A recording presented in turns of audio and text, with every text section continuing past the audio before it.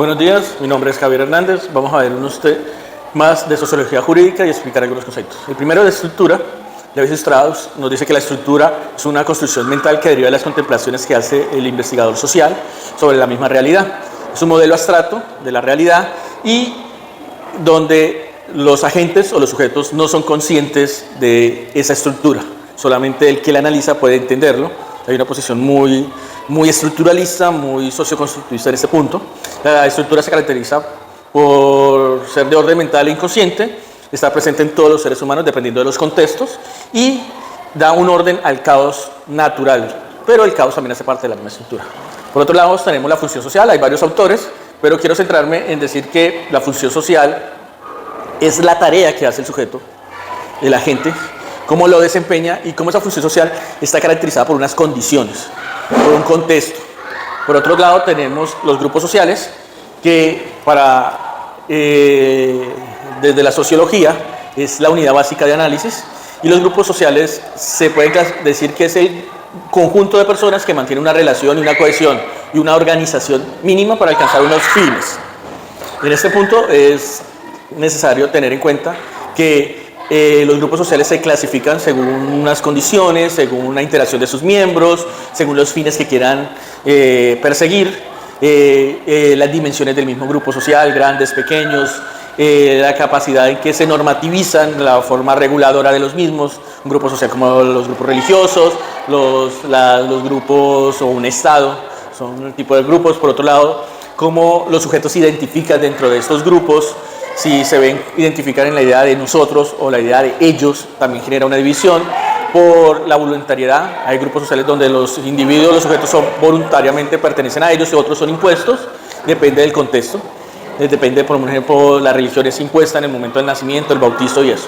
Por la composición, hay grupos pequeños, grupos más complejos, más grandes como el Estado, y por el estatus también de sus integrantes, donde hay unas relaciones de poder, ya sea verticales o horizontales, y cómo se identifica cada uno dentro de este juego de los roles de poder. Por otro lado, tenemos si son grupos formales con una reglamentación o grupos totalmente informales donde no hay una normativa vigente dentro de ellos. Por si son grupos accesibles, abiertos, semiabiertos, hay grupos cerrados como la logia, los clubes, y otros que son de una forma mucho más abierta. Y hay grupos que pueden ser coyunturales, que dependen de un momento de la historia. Y cuando hablo de coyunturales no hablo de una temporalidad corta, puede ser una temporalidad mucho más larga. Hablamos de las relaciones internas y externas, es decir, de cómo es el papel de la subordinación que está un grupo frente a otro. El autor no habla de los conglomerados como un colectivo de personas indiferenciadas que responde a un interés momentáneo, momento álgido de la historia, o que responde a unas condiciones muy precisas y se organizan para luchar por un bien determinado. No es que haya una cohesión total, no es que se sientan plenamente identificados, sino por unas condiciones específicas. Tenemos que hay una gran diferencia entre la comunidad y la sociedad. Para el autor, la comunidad es un grupo formado por sujetos insustituibles en el ámbito de las relaciones esenciales para fines generales. Hablamos como un ejemplo la familia, es un ejemplo muy claro de la comunidad, y tenemos la sociedad, que es un grupo constituido por sujetos intercambiables en el seno de unas relaciones externas, es de carácter más individualista, donde si bien los grupos también forman parte, pero estos son más, digamos, más externos a esto. Hay una tabla comparativa que es el autor, que nos habla del contenido, de cómo las comunidades son esencialmente integradas, mientras que la sociedad son esencialmente mucho más abiertas, libres, por la cualidad del sujeto, como el miembro de la comunidad tiene un rol específico, en cambio en la sociedad estos roles son intercambiables y pueden ir variando poco a poco. Los fines perseguidos en la comunidad son muy centrales, muy específicos, en la sociedad pueden haber contradicciones dentro de los mismos fines de los miembros de la sociedad, entonces hay esta gran diferencia. Por las dimensiones, las comunidades tienden a ser un poco más pequeñas, más estructuradas, en cambio en las sociedades, aunque son también estructuradas, estas dimensiones pueden ser mucho más grandes, pueden ser suprarregionales y pueden superar muchos límites en fronteras. Existe un modelo de agrupaciones recurrentes, en este caso nos hablan de lo sincrónico a lo asincrónico. La comunidad y la sociedad son formas sociales extremadamente muy bien organizadas, bien articuladas en el espacio y en el tiempo. Y hay otras en la historia, a nivel asincrónico, por ejemplo el trabajo de Mark Bloch, el Mediterráneo, donde habla de una larga datación y cómo el Mediterráneo, cada país va heredando ciertas condiciones de forma asincrónica de sus mismas comunidades, pero a través del tiempo. Entonces, aquí habría una relación, en el caso de las comunidades sincrónicas, una relación horizontal, mientras que en las asincrónicas hablamos de una relación vertical, pasado, presente, como si se heredaran ciertas condiciones. Hablamos de los roles, funciones sociales y el estatus. Empezamos con el estatus. Para el autor, el estatus es la posición social, el lugar que ocupa el agente o el sujeto dentro de la sociedad, y es la conducta que deriva precisamente de su misma posición social. Es cuál es el rol que él realiza, y el estatus le da ciertas condiciones a ese rol. El carácter del estatus es primero la objetividad. Constantemente la sociedad y el mismo sujeto está evaluando su estatus y se autocritica sobre su posición.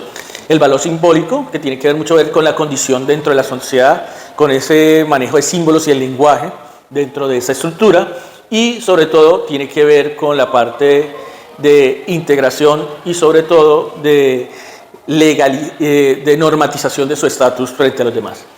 Hay una tipología, la más general es que el criterio de título de adquisición, cómo se logra el estatus a través del poder, de lo económico, del estudio. Hay también una serie de movilidades dentro del estatus, no es estáticos, en algunas veces sí es estático, por lo menos eso genera que son sociedades cerradas, y en otros sí pueden ser muy dinámicos. Y hay una idea muy objetiva y subjetiva de cuál es objetiva cuando me valoro a mí mismo dentro del estatus, y subjetiva cuál creo que es el valor que me da la sociedad. El rol social es el papel o función que realmente se desempeña por parte de los sujetos, y para otros son las expectativas que esperan de ser el mismo actor social. Y esto genera unas obligaciones que derivan del estatus, de la posición que tenemos dentro de la estructura. Para Roger define el rol social como un conjunto de normas las cuales sujetan la acción de los individuos, y los actores sociales cumplen una variedad de roles en relación con otros. Se es padre, se es hijo, se es profesor, se es ciudadano, se es militar, se es padre, es decir, los roles juegan una serie de condiciones y de posiciones y de estatus. Hablamos de las normas de conductas dentro de todo esto, cuanto a eso, entonces dice hay unas normas de conductas primarias que tienen que ver con los roles sociales, con el mundo del derecho, los papeles o funciones que los sujetos jurídicos desarrollan dentro de las relaciones jurídicas derivadas de las normas del derecho positivo. Es decir, cómo me comporto según la tradición, según la naturaleza, genera unas normas de conducta primaria. Tendría que ver más con la parte de la moral en este punto. Y las conductas secundarias otorgan poderes o facultades organizados, estructurados a través de las normas. Es decir, la norma me indica qué debo hacer, cómo debo hacer las cosas, y eso tiene que ver mucho con la estructura jurídica de las diferentes dimensiones de la estructura social. Muchas gracias. La bibliografía que trabajamos es Soriano, Sociología del Derecho. Gracias.